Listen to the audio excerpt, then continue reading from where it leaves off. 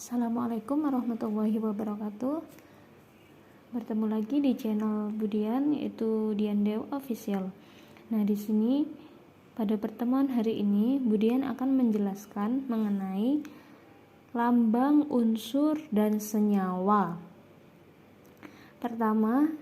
Yang pertama yaitu unsur. Nah, lambang unsur menggambarkan sebuah atom unsur individual atau atom yang terikat dalam molekul atau ionnya.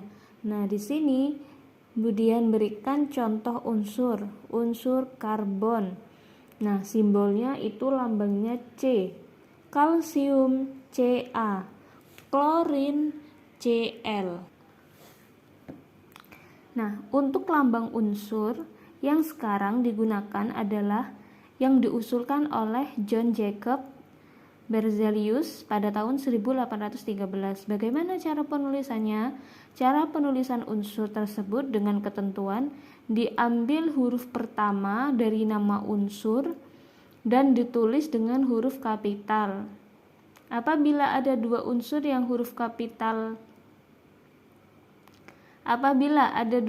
yang huruf depannya sama, unsur yang lain tersebut selain memakai huruf pertama yang ditulis dengan huruf kapital diikuti salah satu huruf kecil yang terdapat dalam unsur senyawa. Contoh karbon, kita pakai C-nya kapital karena karbon. Kalsium Ca, nah ini ya, Ca menggunakan huruf kapital depannya. Klorin Cl menggunakan huruf kapital. Nah, penamaan unsur ini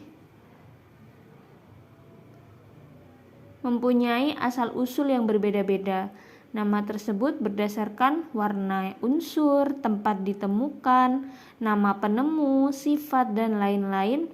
Yang kemudian yang namanya IUPAC ini, penamaan unsur IUPAC ini adalah himpunan internasional mengenai kimia murni dan terapan yang membentuk aturan penamaan unsur.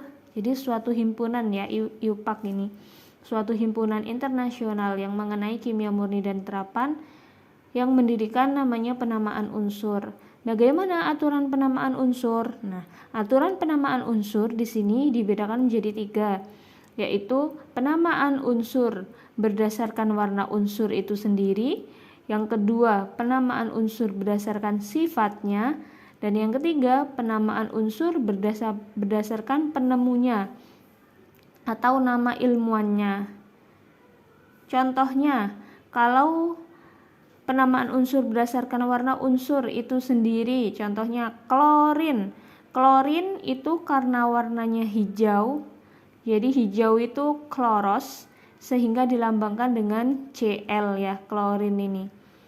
Kemudian contoh dari penamaan unsur berdasarkan sifatnya, fosfor. Fosfor diambil dari kata phosphorus yang artinya bercahaya, jadi dilambangkan dengan P, fosfor itu. Nah, contoh yang ketiga berdasarkan penemunya, contohnya estenium dengan lambang Es. Nah, namanya digunakan untuk menghormati ilmuwan Albert Einstein. Jadi dilambangkan Es, Albert Einstein. Nah, itu contoh penamaan unsur berdasarkan warna unsur, sifat, dan penemu atau nama ilmuannya. Lanjut ke senyawa. Nah, apa itu senyawa? Senyawa itu merupakan unsur, kumpulan unsur ya. Jadi senyawa itu adalah kumpulan unsur. Contohnya air dan garam. Nah, air dan garam merupakan salah satu contoh senyawa. Karena kenapa dikatakan senyawa? Karena tersusun dari 2 unsur atau lebih. Jadi syaratnya suatu unsur itu dikatakan senyawa apabila terdiri dari 2 unsur atau lebih. Contohnya air. Air ini kenapa kok dikatakan senyawa? Karena terdiri dari 2 jenis unsur, yaitu unsur apa air? Air di sini nama ilmiahnya H2O. Jadi tersusun dari unsur H, hidrogen, dan tersusun dari unsur oksigen. Oleh karena itu dinamakan senyawa, karena tersusun dari dua unsur H dan unsur O, atau unsur hidrogen dengan unsur oksigen. Selanjutnya, garam. Garam juga tersusun dari, nama ilmiahnya NaCl.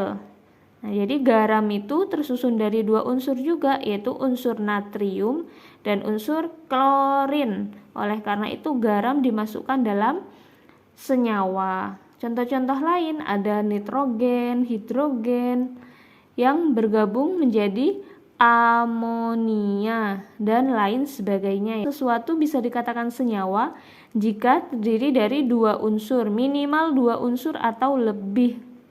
Itu baru bisa dinamakan senyawa.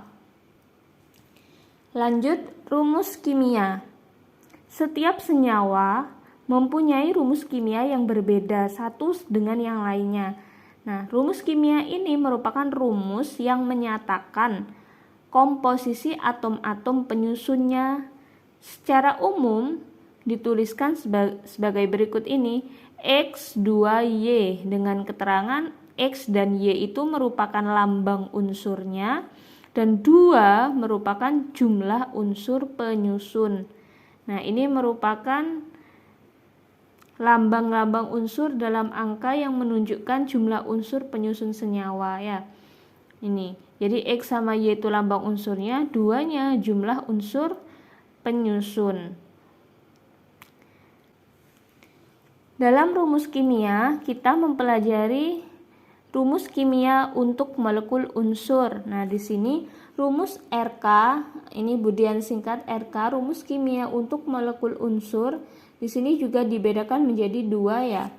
Ini rumus kimia untuk unsur monoatomik dan rumus kimia untuk unsur diatomik. Contohnya rumus kimia untuk unsur monoatomik, contohnya helium, Na, argon, Ar, Xe, Xe, dan Rn. Nah, rumus kimia untuk unsur monoatomik merupakan rumus kimia dari lambang unsur itu sendiri. Unsur gas mulia tidak saling berikatan membentuk molekul monoatomik. Nah, yang kedua, rumus kimia untuk molekul senyawa. Rumus kimia untuk unsur diatomik. Contohnya O2 atau oksigen. Rumus kimia untuk unsur diatomik merupakan gabungan 2 atau lebih atom unsur yang sejenis ataupun berlainan. Nah, ini O2 karena oksigennya jumlahnya 2. Di sini masuk dalam rumus kimia untuk unsur diatomik. Yang kedua, rumus kimia untuk molekul senyawa. Kalau tadi untuk unsur, kalau yang kedua ini untuk molekul senyawa. Molekul senyawa adalah golongan 2 atau lebih atom unsur yang berbeda. Nah, kayak seperti ini contohnya NH4Cl. Yang kedua, rumus kimia untuk molekul senyawa. Nah, rumus kimia untuk molekul senyawa adalah golongan 2 atau lebih atom unsur yang berbeda. Nah, di sini contohnya NH4Cl. Di sini ada berapa? Ada 3 ya. NH dan Cl. Jadi yang namanya molekul senyawa seperti tadi minimal 2 unsur atau lebih. Nah, di sini N jumlah penyusunnya 1. Kalau 1 tidak perlu ditulis 1 ya. Jadi kalau 2 ke atas baru ditulis. H4 berarti jumlah penyusunnya 4, Cl jumlah penyusunnya 1. Poin yang ketiga, penulisan rumus kimia senyawa ion. Bagaimana cara penulisannya? 1. Besar muatan kation dan anion dalam senyawa adalah sama, atau jumlah muatan kation dan anion dalam senyawa adalah 0. Yang kedua, selalu didahului dengan ion kation. Ion kation itu ion positif baru diikuti dengan ion anion. Anion itu adalah ion negatif. Contohnya seperti apa? Nah, contoh ion Na+ dengan ion O2-. Nah, akan bergabung penulisannya menjadi Na2. 2 ini didapat dari O2-nya ini. Kemudian baru oksigennya, jadi Na2O. Ion Mg2+ dengan ion N3- akan menjadi senyawa ion Mg.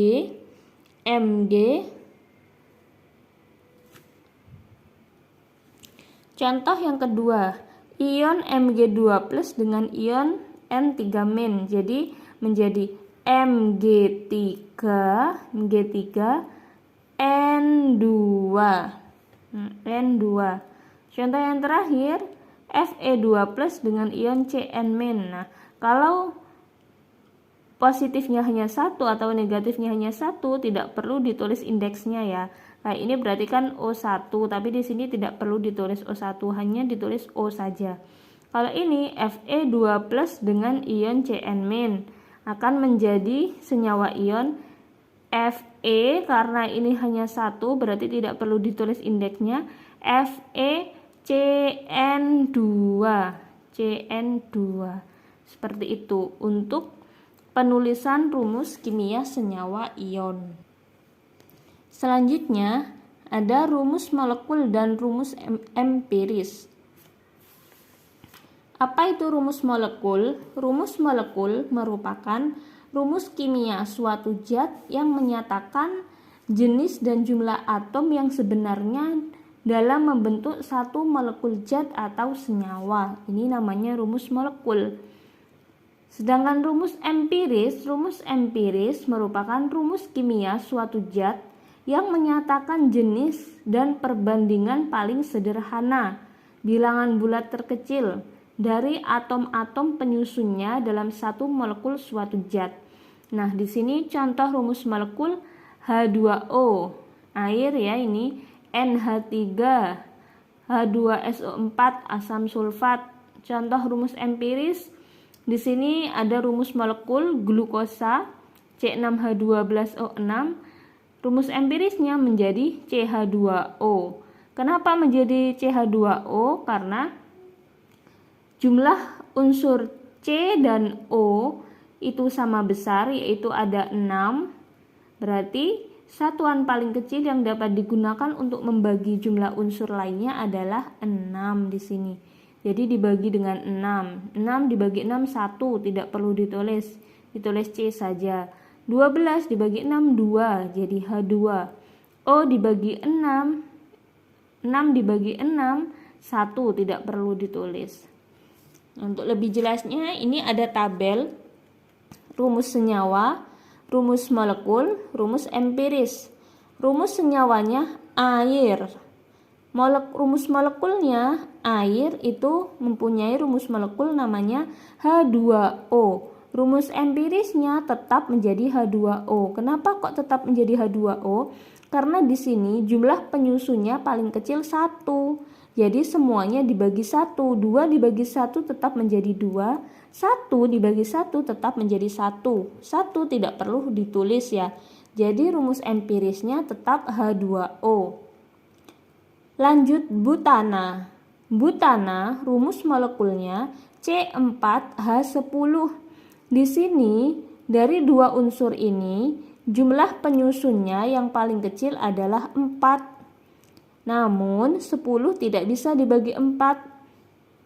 Ada lagi unsur yang jumlah penyusun yang lebih kecil bisa membagi keduanya. Jadi keduanya ini harus sama-sama bisa dibagi ya.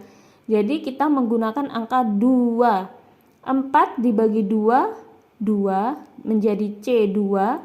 10 dibagi 2 menjadi 5. Jadi rumus molekul yang awalnya C4H10 kalau dijadikan menjadi rumus empiris menjadi C2H5. Contoh yang ketiga, etana. Etana memiliki rumus molekul C2H6. Nah, ini molekul penyusun senyawanya yang paling kecil 2. 6 bisa dibagi 2, 2 bisa dibagi 2. Berarti pembaginya kita memakai 2. 2 dibagi 2, 1. 6 dibagi 2, 3.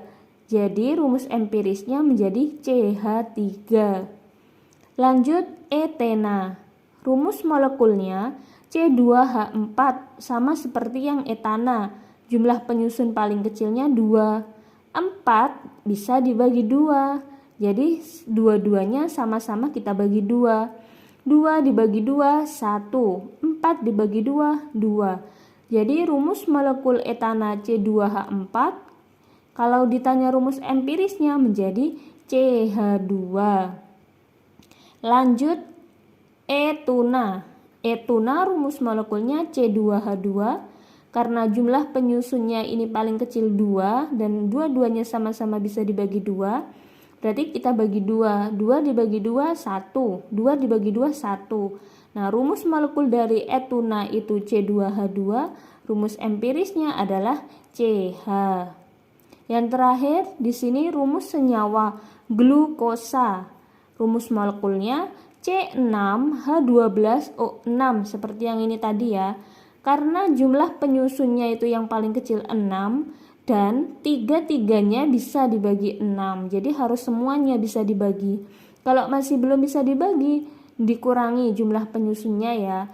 Jadi di sini karena 6 jumlah penyusun yang paling kecil, maka 6 dibagi 6, 1. 12 dibagi 6, 2. 6 bagi 6, 1. Jadi rumus molekul dari glukosa itu C6H12O6, sedangkan rumus empirisnya CH2O. Nah, kalian untuk bisa lebih memahami dan lebih mengerti bisa mengulang kembali video pembelajaran dari Budian. Nah, kurang lebihnya terima kasih.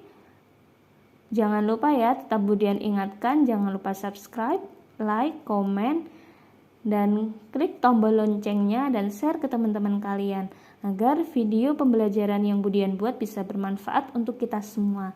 Terima kasih. Wassalamualaikum warahmatullahi wabarakatuh.